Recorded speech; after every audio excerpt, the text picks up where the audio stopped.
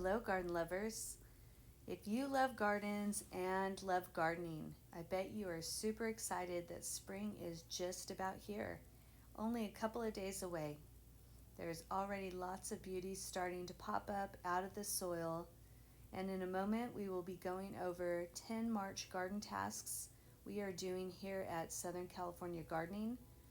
But real quick, take a second to hit the subscribe button and bell to be notified for upcoming garden inspiration videos and how to grow food in a hot deserty climate. And make sure to stop by our website, southerncaliforniagardening.net, for garden resources and garden inspiration as we grow throughout the year. First up this month, we are getting ready to direct sow some warm season veggies. And a great resource we use for checking our last frost date is plantmaps.com.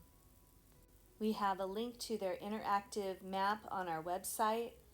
Check your growing zone and your estimated last frost date. We pad the frost date by a week or two since the weather has been so wacky. Here is a clip of our snowfall that happened March 1st, just a couple of weeks ago. This was a first. We get frost several times a year, but never snowfall. But it sure was beautiful. Now that we know that frost should be behind us by the third week of March, we'll be direct sowing some pole beans. Here are some great varieties that we're growing. We love Violetto by Botanical Interest. It has the most beautiful purple pods.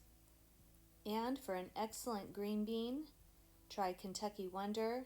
It's a very heavy producer. Here is a fun variety from Baker Creek. Seed packet information says masses of blooms from tangerine to cherry red. Eat 'em like sugar snap peas. And another excellent green bean, Blue Lake. Beans prefer soil temps in the 60s. So we are ready to pop some beans in at the corner of the raised beds. They will end up climbing up this PVC hoop and then grow along the top piece of the PVC. It ends up looking so beautiful, and our hummingbird BB loves the pole bean flowers. Here's a shot of BB sitting on her little babies. She made a nest at the very top of our tree collard. Now that soil temps are in the mid-60s, we are direct sowing cantaloupe seeds this month. We will be sowing these seeds that we saved from one of our favorite cantaloupes we grew a couple years ago, and of course, Hearts of Gold, and this beautiful unique variety by Baker Creek. It is a French heirloom with 2 to 3 pound fruits.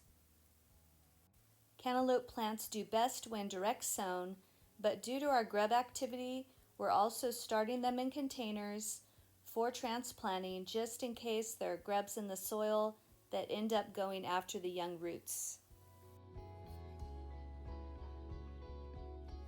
And speaking of grubs, we are super excited about this new product from Arbico Organics. This company has a full range of organic pest battling products. This new product is encapsulated beneficial nematodes. Nematodes are live microscopic organisms that occur naturally in soil throughout the world. We had a bit of an issue opening up the package. It looks like it shifted in transit and ended up busting open the packaging. But I'm sure the nematodes are fine to use. Beneficial nematodes are excellent for battling grubs. They enter the grub and release a bacteria that kills the grub within 24 to 48 hours. And you could see here on the label, they go after many other pests like fungal gnats and root maggots. They do not harm humans, animals, or plants, and are compatible with beneficial insects like ladybugs, praying mantises, and they do not harm earthworms. We've been using this style of beneficial nematodes that stay refrigerated until use, but these beneficial nematode beads are going to work better for us going forward. Make sure to check out Arbico's full line of organic pest battling products. This month we are direct sowing a bunch of fun radish varieties. We love radishes. We eat them like little apples. Jet's always trying to sneak into the beds to steal a radish. And very excited, my husband is going to be making a spicy pickled radish recipe. I'm sure it's going to be excellent. Everything he makes has such incredible flavor. It's time to size up our chili seedlings. Most of these guys were started the end of January. Some were started a few weeks ago. We are pretty much growing chili peppers year-round now that we have the greenhouse. This gives us a continuous supply of chilies. These little guys will get placed in a sized-up container like this little tomato seedling is growing in. They'll be in a mix of Edna's Best and bumper crop compost. It's a 50-50 mix. And since chili peppers are such heavy feeders, they need lots of nutrients throughout their growing stages, which they get from the compost, but we will also include some Dr. Earth fertilizer. It is rich in calcium, which will help their cell wall development. We grow the perfect chili peppers year after year. I'll attach a link in the upper right-hand corner of some previous videos we have done that go into more detail. And if you are a chili pepper lover, we are growing over 50 varieties. We have lots of fun making our own spices and hot sauces. And hopefully this year we'll have more time to share all the amazing varieties we're growing with you. During transplanting, I came across these little larvae. Not sure what they are. I did see some earwigs under the pots in the greenhouse. It's possible they laid eggs in the cells, so I will get some nematode beads placed on these transplants, and hopefully that'll take care of them. This month we started our tomatillos. We're growing 3 different varieties. Here is the seed packet information. We are getting them thinned out. Tomatillo plants grow just about as fast as tomato plants, so these guys will be ready to transplant in a few weeks. To this 4x8 bed, we make sure to grow our tomatillo plants in pairs of 2 or more plants for best production. Man, it is incredible the amount of rain we're getting this year. It's greatly needed and greatly appreciated. We are starting eggplant this month. Here is a couple of fun varieties. Patio Baby is a mini eggplant, and Chinese String is the most beautiful eggplant. You could pick up seeds from Baker Creek. No bitter flavor when eaten raw. Very, very high yielding plants that produce the most beautiful fruit. And we are direct sowing cucumber seeds this month.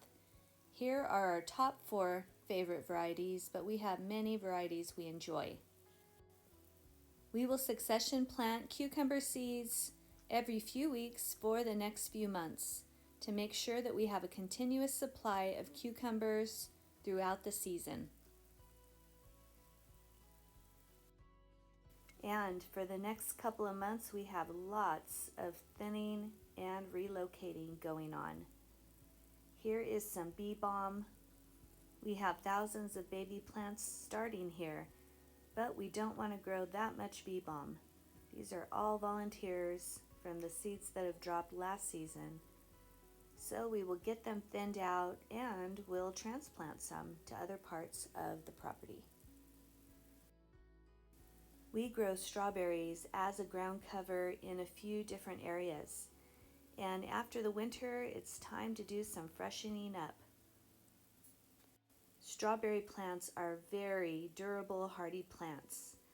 We rake through the plants. This easily removes dead leaves. And I love when we come across surprises like this. Here are some garlic chives that have self-seeded. Not only are they delicious topped on dishes, but I like snacking on them while in the garden. And now that all these plants are freshened up, it's easy to identify little baby starts that could be transplanted. Just dig them up and pop them in another area, making sure that the crown is above the soil level. And don't give up on your nasturtium plants. We had many damaged by frost. You could see this plant has lots of frost damage, but it has some new growth. So we'll get that guy trimmed back. This one over here was trimmed back dramatically, and look at all the new growth. All right, that's it for now. For more short videos on how to grow food in Southern California, hit the subscribe button. And remember, something doesn't come from nothing. I hope you guys enjoy your week and enjoy your garden.